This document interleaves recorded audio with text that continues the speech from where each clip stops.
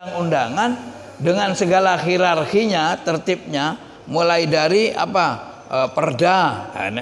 Untuk daerah dati 2 perda, daerah dati 1 perda tingkat 1. Ya, kalau pusat namanya UU, undang-undang. Siapa yang buat undang-undang? Yang membuat undang-undang itu DPR beserta pemerintah.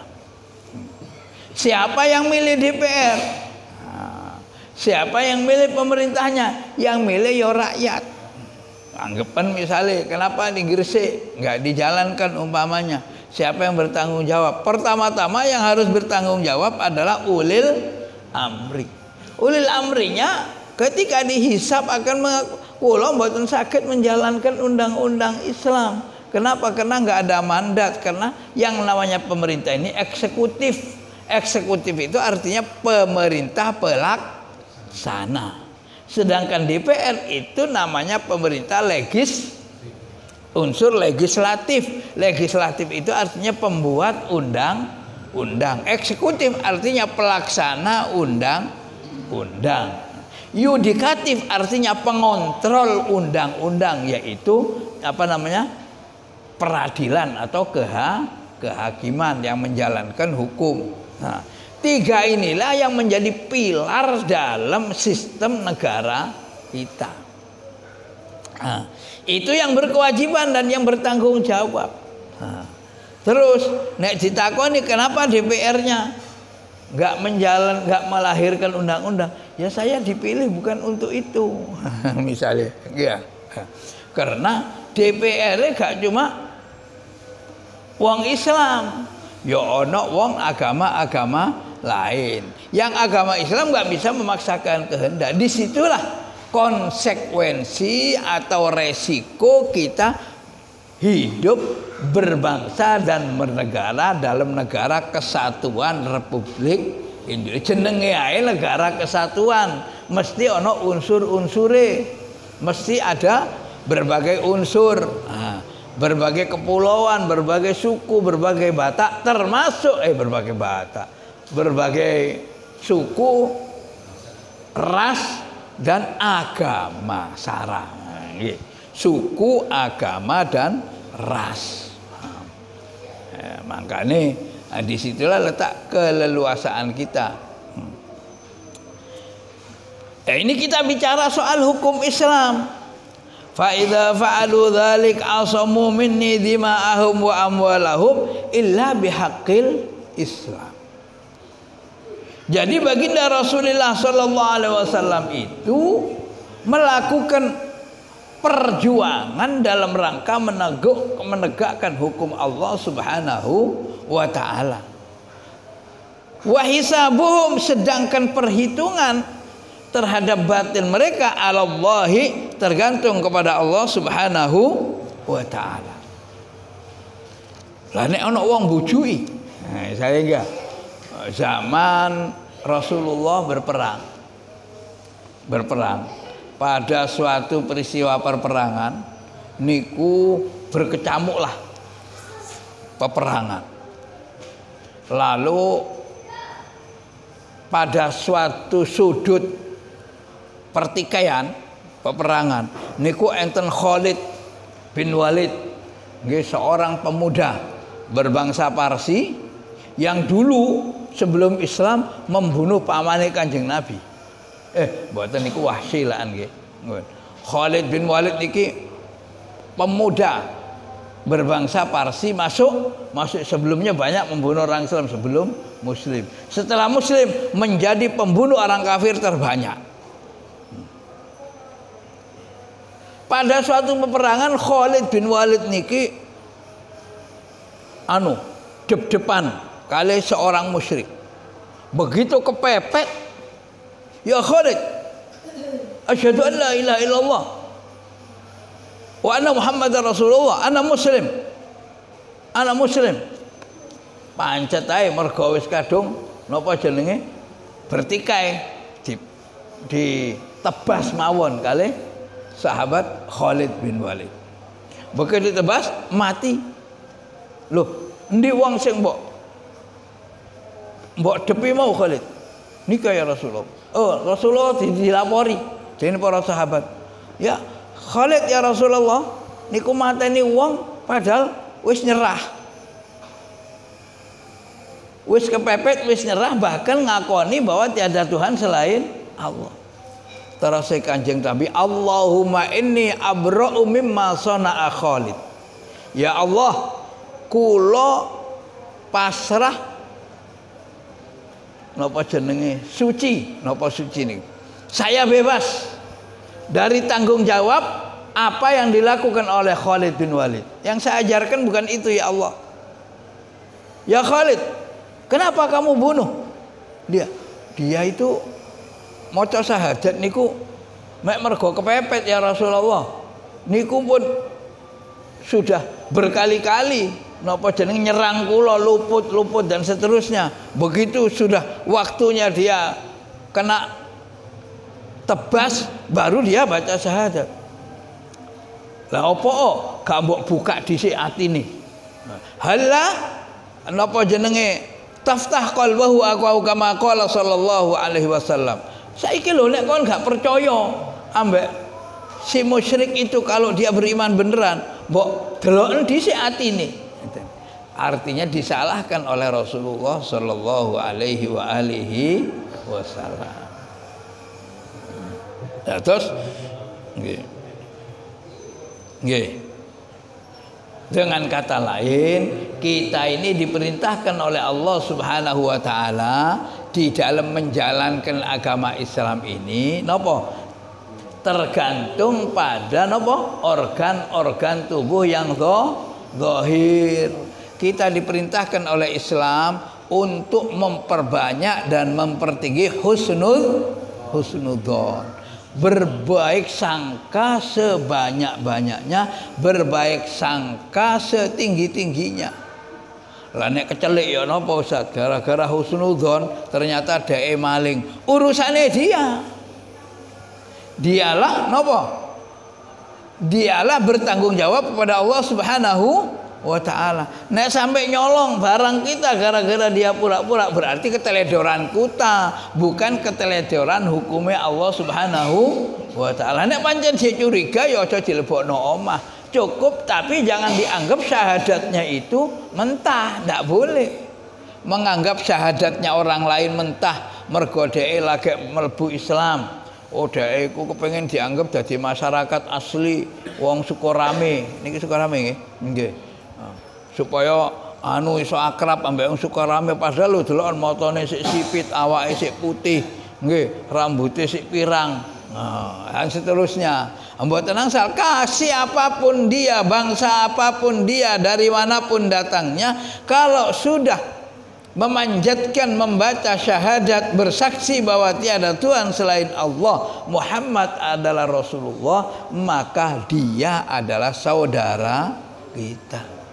Apalagi ya, apalagi kalau sudah menunaikan sholat, kalau sudah menunaikan zakat, maka harus dilindungi segala hak-hak pergaulannya. Masuk dalam firman Allah Subhanahu wa taala, innamal mu'minuna ikhwah. Masuk dalam sabda Rasulullah sallallahu alaihi wasallam, la yu'minu ahadukum hatta yuhibba li akhihi ma yuhibbu li nafsi. Allah berfirman, sesungguhnya kaum mukmin ini terpatri ya oleh ikatan persaudaraan dengan keimanan. Innamal mu'minuna ikhwah. Rasulullah pun bersabda, tidak beriman dengan keimanan yang sempurna satu di antara kamu sampai kamu melahirkan rasa cinta kepada sesama itu sebagaimana ia mencintai dirinya sendiri. Semua ini merupakan tuntunan dan tuntutan terhadap praktek persaudaraan kita seagama, seiman, ya, seagama, seiman, sejamaah. Dalam hadis lain bahkan Rasulullah sallallahu alaihi wasallam dawuh, man shallas subha fahuwa fi zimmatillah fala yatlubannakum min zimmatihi au kama qala sallallahu alaihi wasallam. Terus Kanjeng Nabi, sapa wong kok wis salat subuh, ya ini salah satu bentuk batasan yang harus kita jamin persaudaraannya. Barang siapa yang sholat subuh, ya, maka ia bahwa fi zimmatillah, maka ia di dalam tanggungannya Allah Subhanahu wa taala. Fala yatibannakumullah fi zimmatihi, jangan sampai engkau dituntut oleh pertanggungjawaban Allah Subhanahu wa taala. Wong nek wis salat subuh berjamaah bareng-bareng ndek Baitus Surur, hati-hati sampean jaga persaudaraane. Terutama lu niki, kalau tadi kan bagi orang yang bersyahadat, sudah kelihatan mengeluarkan zakat, sudah kelihatan puasa Ramadan, wis jangan disuudzoni lagi. Lebih-lebih kata Rasulullah, nek awang iku wis salat subuh hati-hati.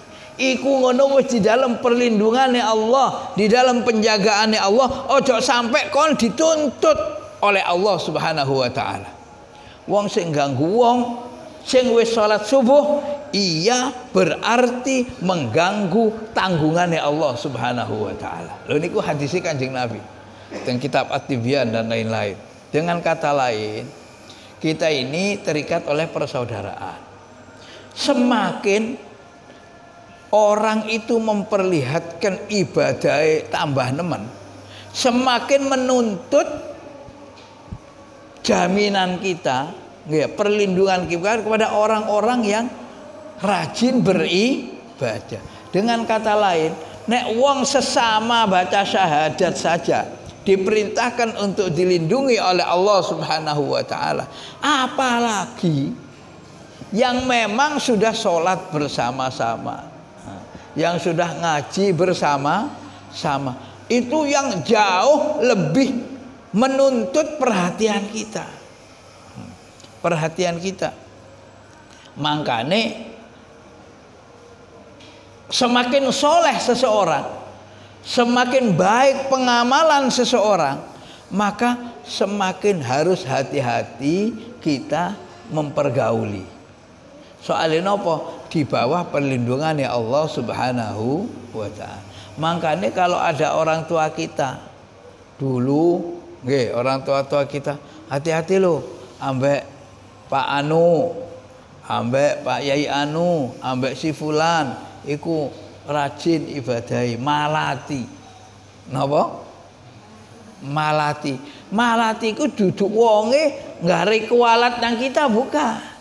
Tapi dia ini berada di dalam perlindungan Allah, fi zimmatillah. Orang yang ibadahnya bagus ini berada di dalam zimmatullah, tanggungannya Allah, dalam pangaraksane Allah. Nek kita ganggu dae, suudzon nang dae, apalagi napa jamanya mengganggu keluarganya, anaknya, atau hak-hak dia dalam bermasyarakat. Hati-hati, berarti mengganggu perlindungannya Allah Subhanahu malati.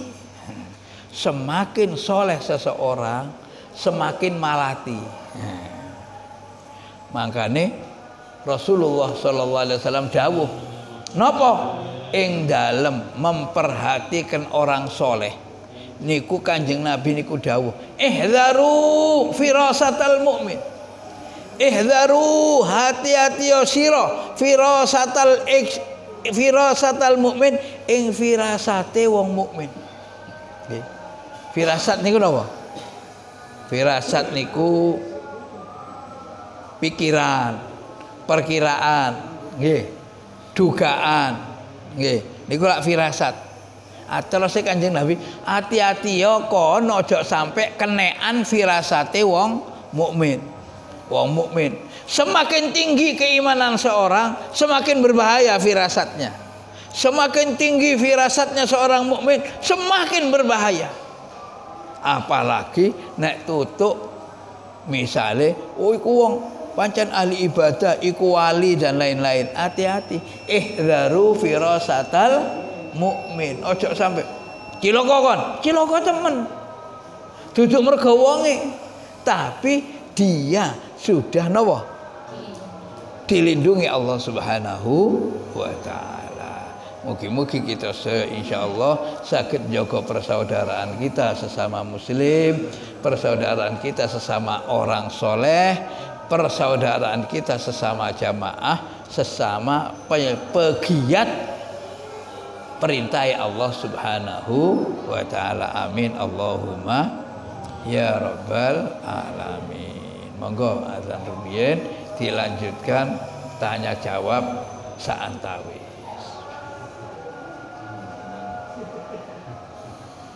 Kesimpulan dari pengajian kita sore ini adalah bahwa yang pertama, dengan hadis yang ketujuh ini, hadis yang ke-8 ini, Rasulullah Shallallahu Alaihi Wasallam menekankan tentang bahwa tolok ukur batasan kita memperlakukan orang itu adalah aspek-aspek jasmani.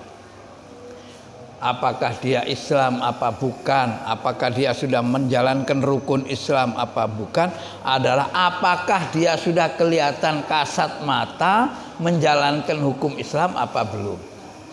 Menjalankan rukun Islam sudah kelihatan kasat mata apa belum? Kalau sudah, berarti ya sudah selesai urusan kita. Wa hisabuhum 'alallahi subhanahu wa ta'ala. Pertama. Yang kedua, hendaknya berdasarkan hadis ini dia diperintahkan agar senantiasa menjaga hak-hak persaudaraan kita sesama seagama, seiman. Bagaimana yang beda iman, beda agama? Tentu mereka juga punya hak sebagai tetangga, sebagai saudara setanah air, sebangsa dan seterusnya, sama-sama ber-KTP dan seterusnya. Tapi konteks hubungannya adalah dalam kerangka kehidupan berbangsa dan bernegara. Sedangkan kita seagama adalah hubungan kita adalah saudara seagama. Rasulullah berpesan, hendaknya kamu sekalian sallallahu alaihi wasallam, hendaklah kamu menjaga dengan penjagaan yang sesungguh-sungguhnya orang-orang yang telah menjalankan ibadah kepada Allah. Kenapa? Karena orang yang menjalankan ibadah kepada Allah, yang jelas ada hadisnya, sudah sholat subuh bersama-sama. Jangan sekali-kali mencoba mengganggu orang yang sudah sholat subuh, yang sudah beribadah, karena orang-orang yang beribadah itu berada di dalam tanggungannya Allah Subhanahu wa ta'ala. Orang yang mencoba mengganggu orang yang sudah sholat subuh, yang rajin ibadahnya, berarti dia mencoba-coba mengganggu, menerjang tanggungannya Allah Subhanahu wa ta'ala.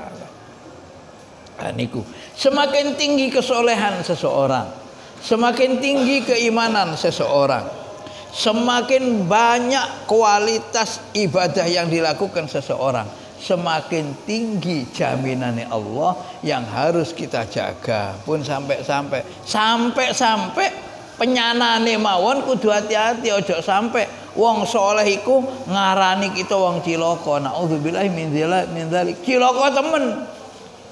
Duduk mergo wong soleh. Nggih.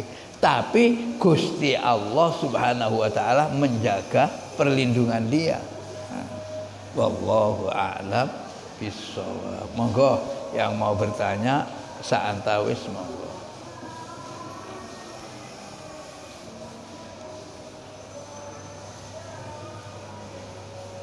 Ada Ustaz Ali?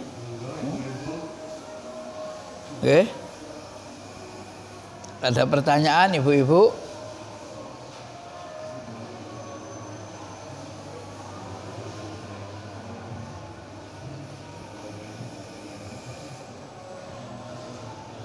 Sampun, wonten Pak Makmun, wonten pertanyaan?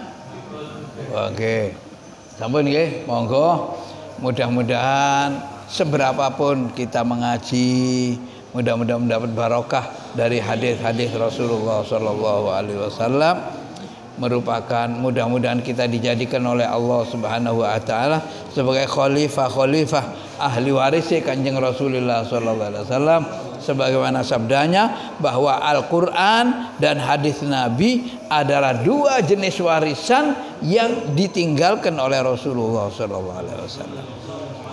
Oke, dengan mempelajari hadis, mudah-mudahan kita termasuk ahli warisi Rasulullah. Amin. Allahumma ya rabbal alamin.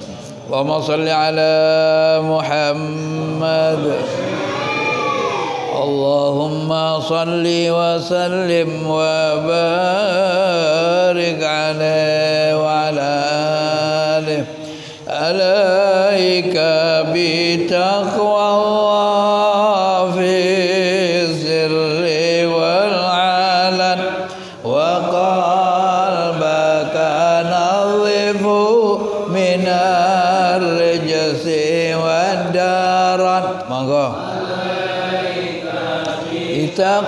Taqwallah fi sirri wal alan wa qalbaka nadhifu minar rijsi wad daran wa khalifa wan nafsi lati laisa qasduha siwa jam'i daril lati hashbuhal mihan washab dhawil ma'ruf wal ilmi wal huda wajanib wala tashab hudita man iftatan wa in tarda bil maqsumi syamuna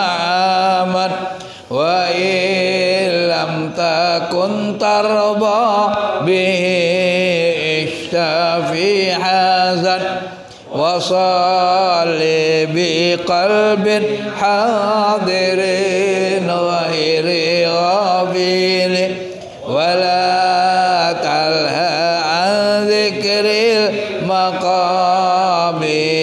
wal kafan wa ma hadhihi dunya bidari iqamatin wa ma hiya illa ka tariqi ilal watan wa ma daru illa jannatun liman ittaqa wa narun liman lam yattaqillah fasma'an faya rabbi amilna biludfika wadina idika wa'asimna minazzayghi wal fitan wa wafiq wa saddid wa aslihil kulla wadina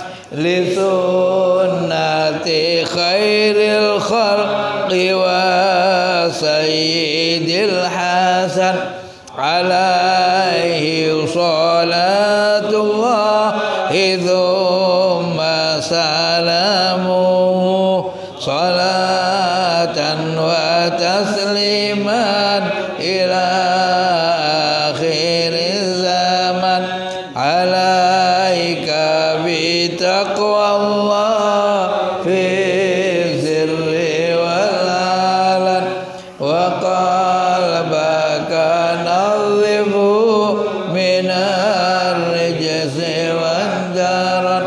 Allahumma rabbana ربنا تقبل منا إنك أنت السميع العليم وتب علينا يا مولانا إنك أنت التواب الرحيم وعنا يا كريم وعنا يا رحيم واغفر لنا ولوالدينا وارحمنا كما ربينا صغارا إنك أنت الغفور الرحيم اللهم واهدنا وأهلنا وأولادنا وأخواننا إلى الحق والطريق المستقيم فضلك ومنك وجودك وكرمك وكرم ويا أرحم الراحمين اللهم ربنا انفعنا بما علمتنا رب علمنا الذي ينفعنا ربنا افتح علينا حكمتك وانشر علينا من خزائن رحمتك يا أرحم الراحمين اللهم إنا نعوذ بك من علم لا ينفع وقلب لا يخشع وعمل لا يرفع ودعاء لا يسمع اللهم إنا نعوذ بك من الهم والحزن ونعوذ بك من العجز والكسل ونعوذ بك من الجبن والبخل ونعوذ بك من غلبة الدين وقهر الرجال اللهم اهدنا بهداك واجعلنا من نسار في رضاك ولا تولنا وليا سواك